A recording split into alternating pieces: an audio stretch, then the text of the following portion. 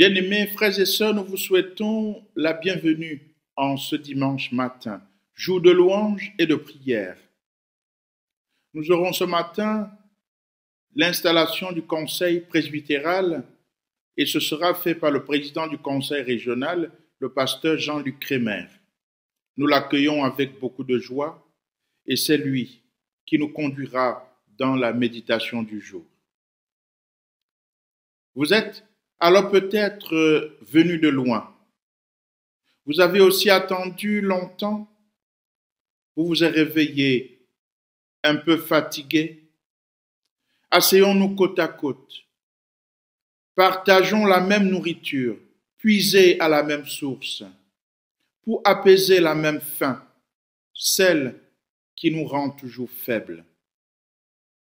Puis debout, côte à côte, partageons le même esprit, les mêmes pensées qui nous rassemblent une fois de plus dans l'amitié, l'unité et la paix en ce jour, marqués par le renouvellement de cette espérance. C'est le Seigneur lui-même qui nous accueille avec joie. Au nom du Père, du Fils et du Saint-Esprit. Amen. Je vous invite à chanter « Seigneur, nous arrivons des quatre coins de l'horizon ».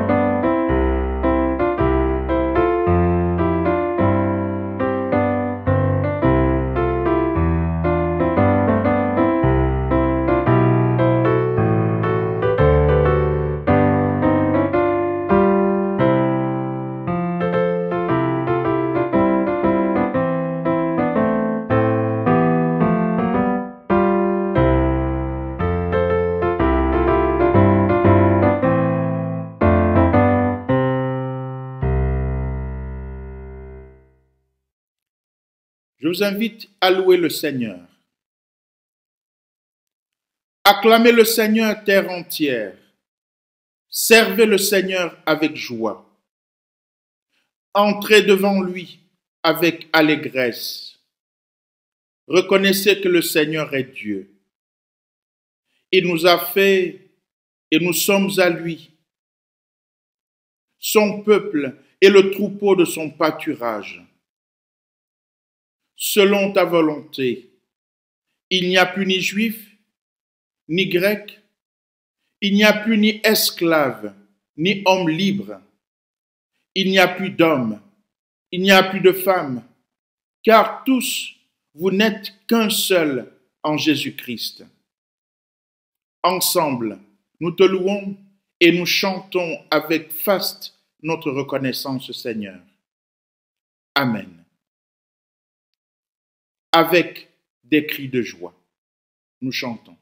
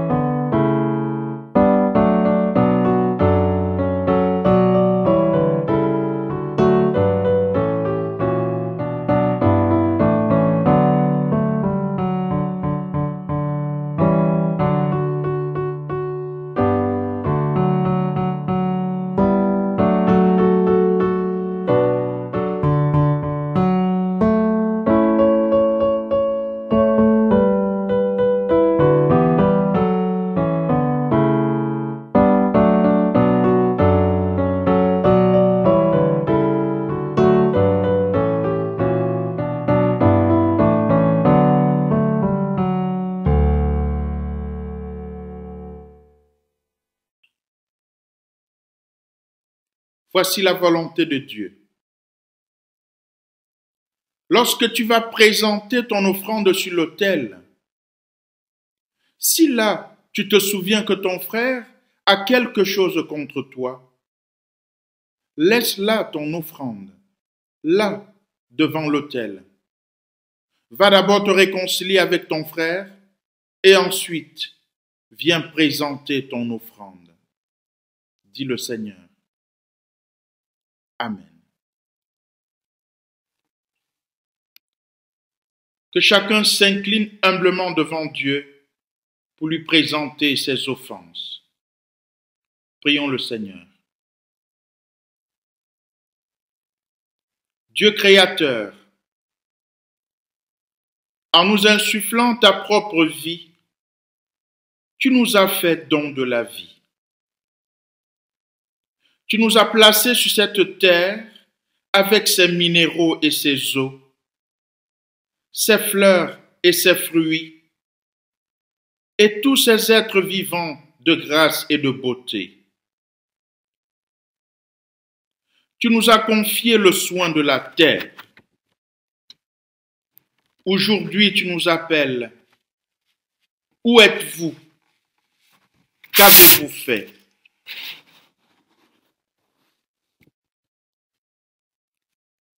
Nous nous cachons de honte, car nous sommes nus. Nous violons la terre et la pillons. Nous refusons de partager les ressources de la terre. Nous cherchons à posséder ce qui est à toi. Pardonne-nous, Dieu libérateur, et réconcilie-nous avec ta création. Ô Dieu d'amour, tu nous as fait le don des peuples, des cultures, des races et des couleurs, pour aimer, pour soigner, pour partager nos vies. Aujourd'hui, tu nous demandes, où est ton frère? Où est ta sœur?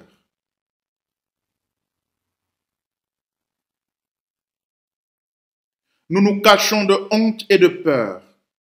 La pauvreté, la faim, la haine et la guerre gouvernent la terre et parfois même nos églises. Les réfugiés, les opprimés, ceux qui sont privés de voix crient vers toi. Pardonne-nous, Dieu d'amour, et réconcilie-nous avec toi et avec nos semblables. Enseigne-nous, ô Dieu créateur d'amour, que la terre et toute sa plénitude t'appartiennent, le monde et ceux qui l'habitent, les biens que nous possédons. Appelle-nous une fois encore pour que nous gardions le don de la vie. Amen.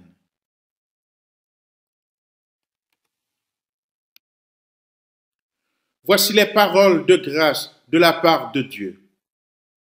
Dans l'épître de Jacques, Abraham eut confiance en Dieu et Dieu le considéra comme juste en tenant compte de sa foi. Il fut appelé ami de Dieu. À tous ceux qui posent leur confiance dans l'Évangile, l'Écriture nous l'atteste ce matin. Dieu nous considère comme justes à cause de notre foi. Toi, mon frère, toi, ma sœur, qui marche dans la confiance, aujourd'hui, je te le dis, tu es ami de Dieu. Amen.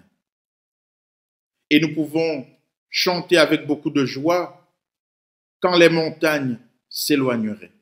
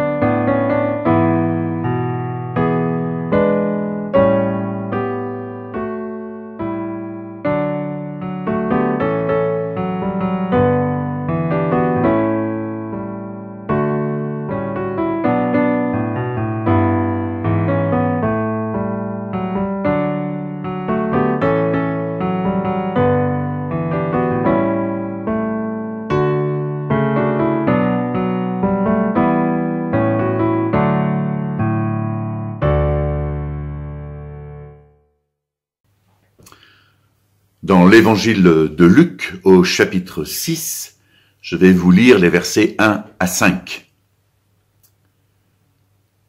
Un jour de sabbat, Jésus traversait des champs. Ses disciples arrachaient des épis et les mangeaient après les avoir froissés dans leurs mains. Quelques pharisiens dirent alors: « Pourquoi faites-vous ce qui n'est pas permis le jour du sabbat ?» Jésus leur répondit: « N'avez-vous pas lu ce que fit David un jour où il eut faim, lui-même et ceux qui l'accompagnaient? Il entra dans la maison de Dieu, prit les pains de l'offrande, en mangea et en donna à ceux qui l'accompagnaient, alors que les prêtres seulement ont le droit d'en manger. Il leur disait encore: « Le Fils de l'homme est maître du sabbat. »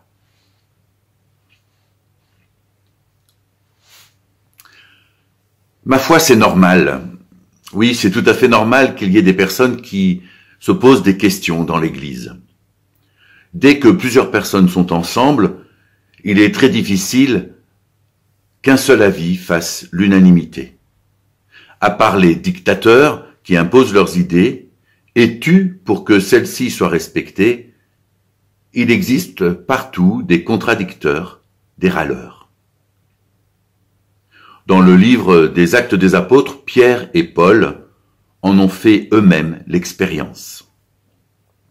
Par contre, il n'est pas prévu que ces disputes viennent diviser l'Église et casser la communion fraternelle qui unit ceux qui, ensemble, écoutent la parole de Dieu le dimanche, prient, louent, partagent la Sainte Seine.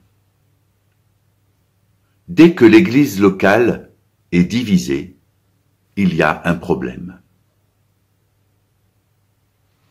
Pourquoi faites-vous ce qui n'est pas permis le jour du sabbat? La loi est ainsi rappelée. C'est alors que Jésus ne justifie pas ses actes au nom du bon sens humanitaire, mais il se proclame maître du sabbat. Le geste naturel, devenu suspect face à un jugement moralisateur, élargit notre compréhension de la discipline, de la loi. Frères et sœurs, c'est à la liberté que vous avez été appelés. Seulement, ne faites pas de cette liberté un prétexte pour suivre les désirs de votre propre nature.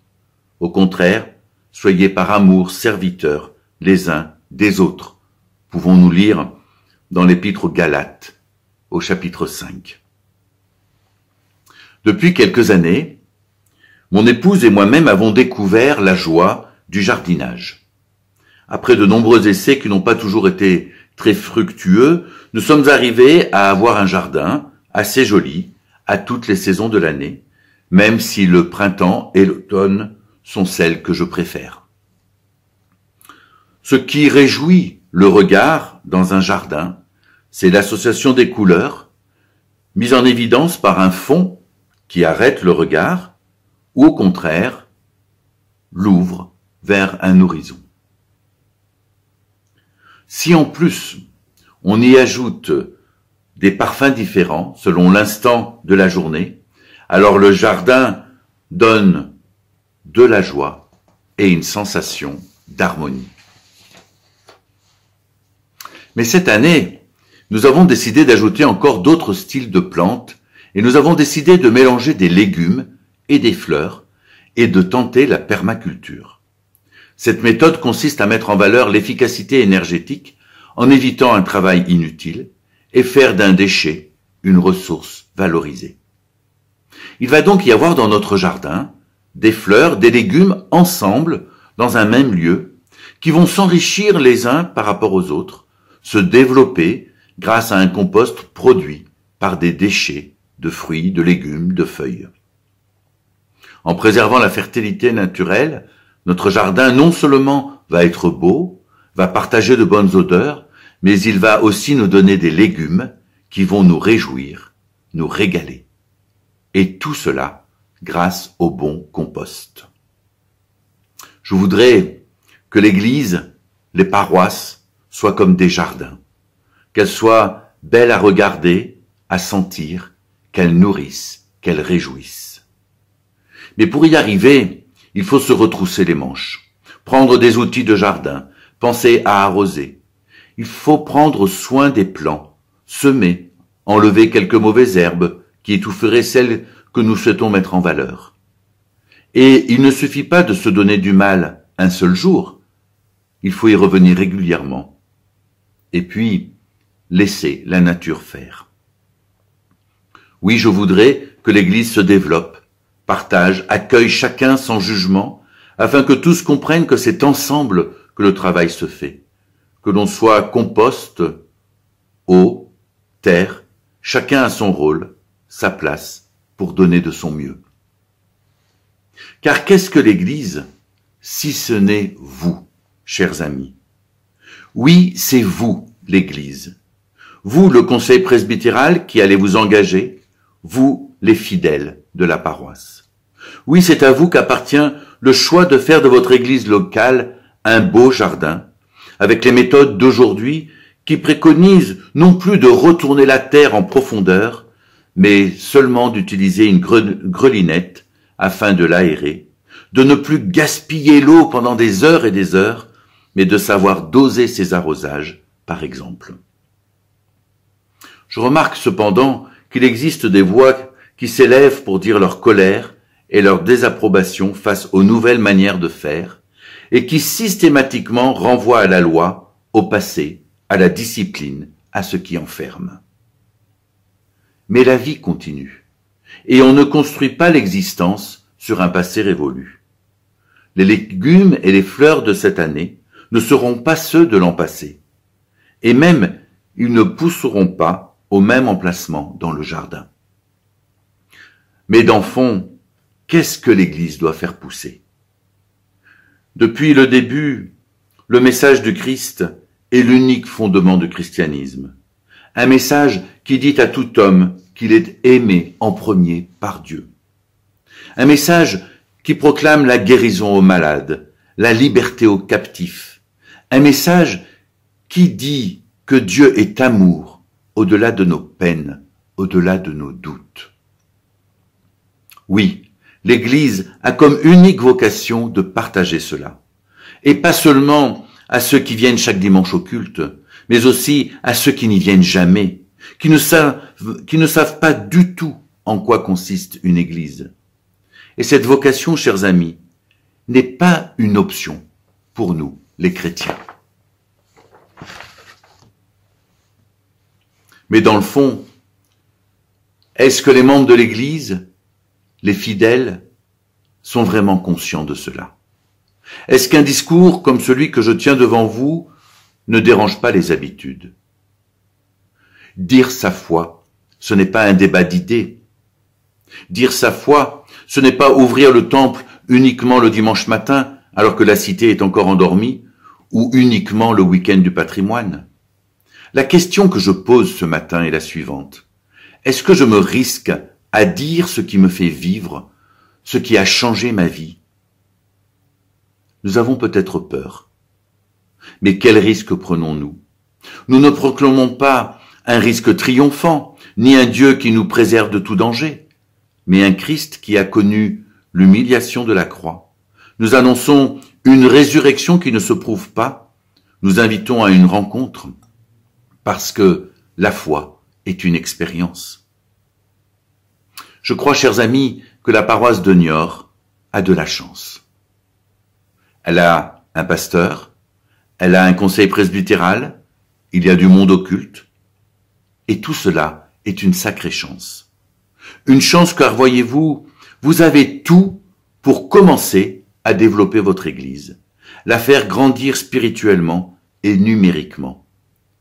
Il ne faudrait pas que cette chance endorme votre élan et le zèle que le Saint-Esprit vous donne. Vous êtes des prophètes. Avant de conclure, je voudrais encore partager une remarque. On ne change pas la façon de faire un jardin ou la façon d'être Église sans que les acteurs, les forces vives de la communauté n'aient acquis la certitude que la vie de l'Église doit changer. Car à quoi servent les projets, aussi dynamisants et pertinents soient-ils, s'ils aboutissent à la division de l'Église? tout changement se vit par étapes. Maintenant, je voudrais conclure avec une mission spéciale que je confie à chacun de vous et peut-être plus particulièrement aux plus anciens de la paroisse. Toute vie d'église se vit dans la prière. La prière personnelle pour son église et la prière ensemble. Car c'est Dieu lui-même qui est en mission dans l'église. Nous devons certes relever nos manches, mais aussi lui laisser la première place dans nos décisions. Et les plus anciens d'entre nous sont ceux qui ont peut-être le plus de temps à consacrer à la prière.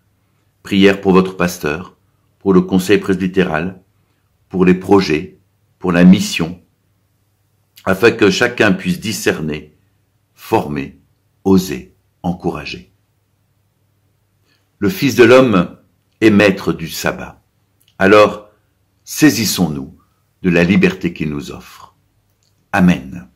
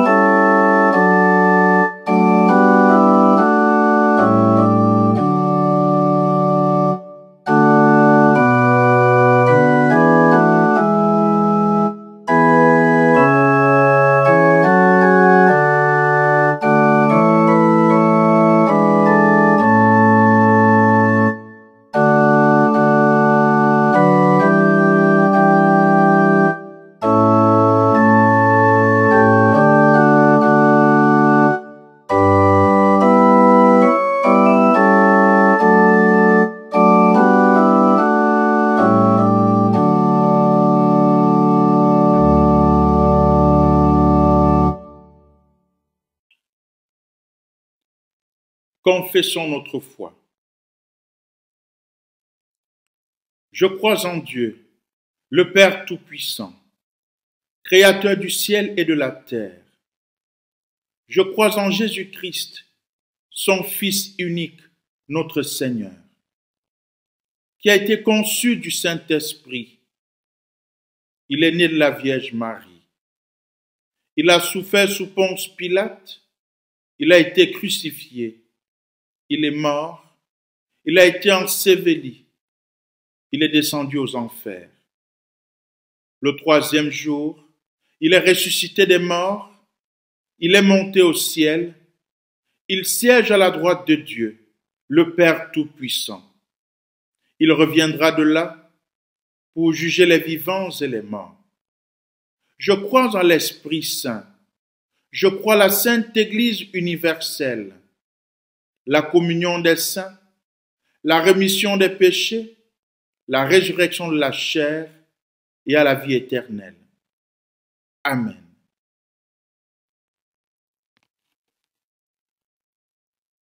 Et nous chantons.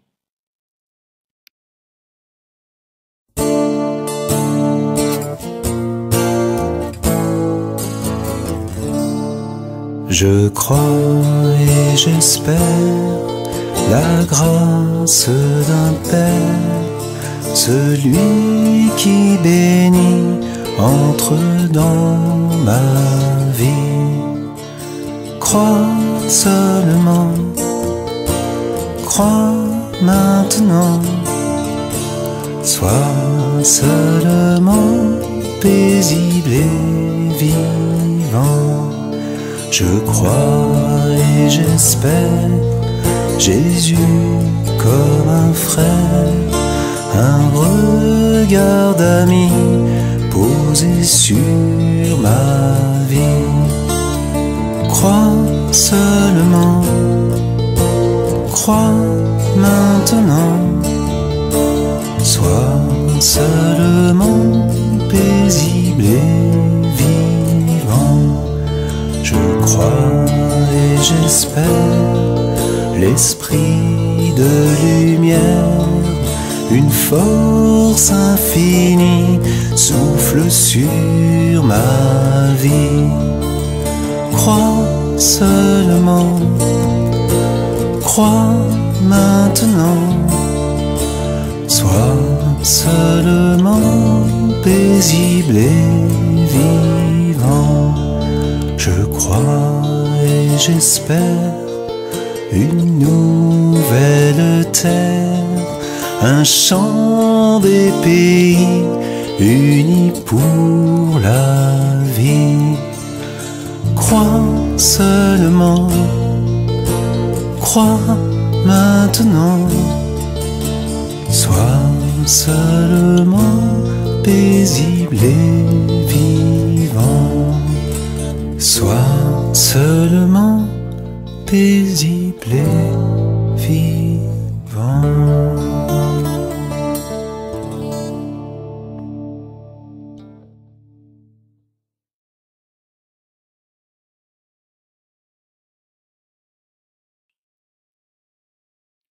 Unissons-nous dans la prière les uns pour les autres.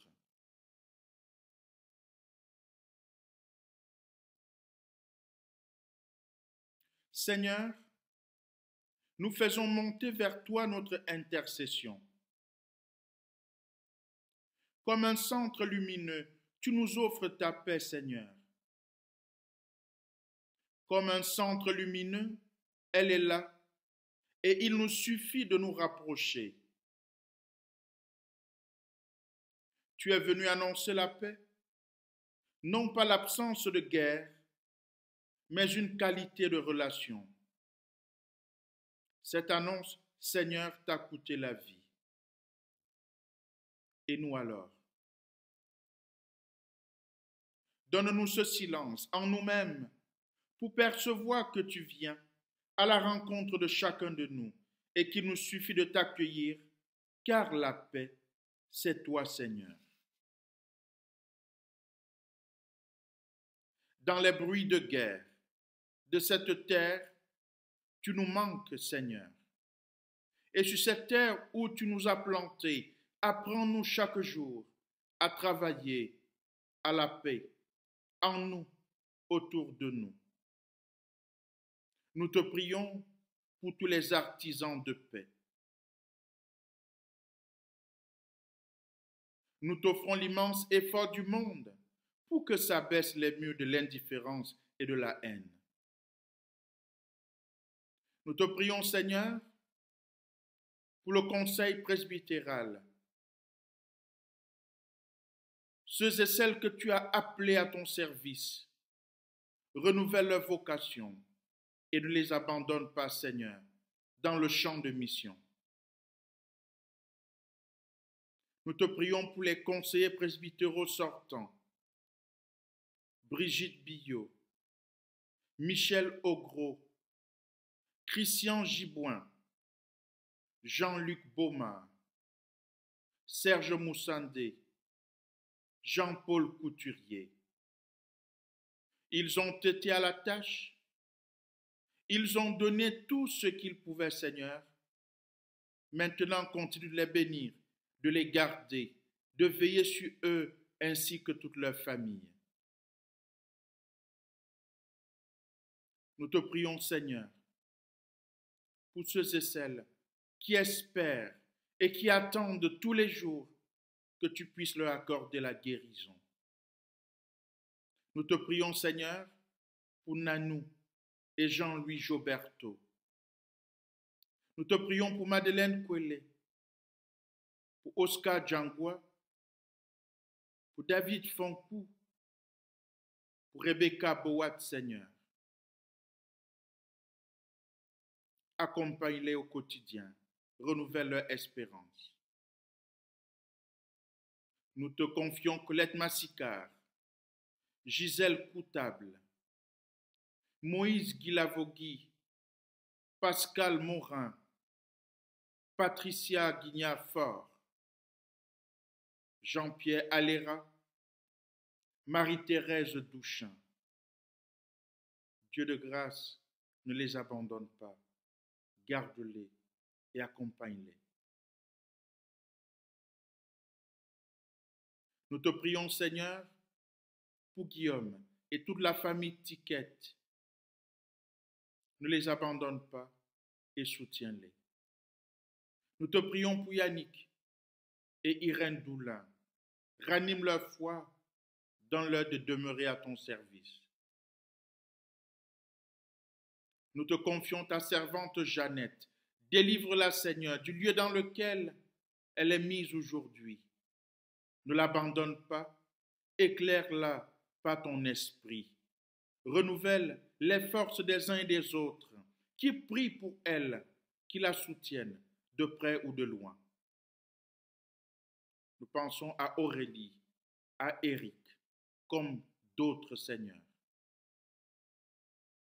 Nous te prions pour ceux qui souffrent loin et autour de nous, et particulièrement pour ceux que nous ne pouvons nommer.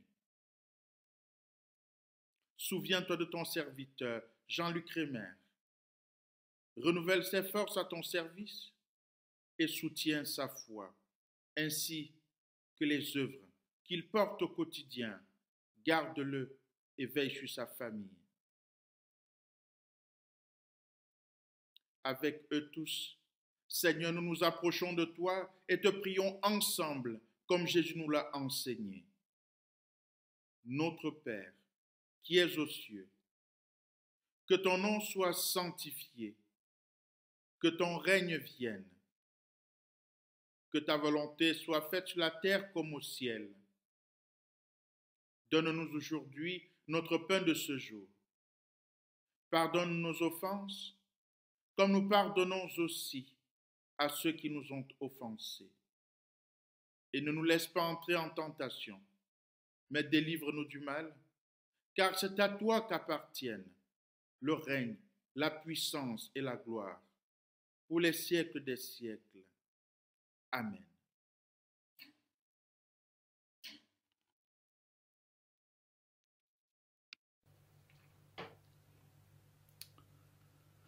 Jésus s'approcha et dit à ses disciples, « Allez, servez le Seigneur, soyez attentifs au présent, soyez une bénédiction pour les hommes et les femmes autour de vous.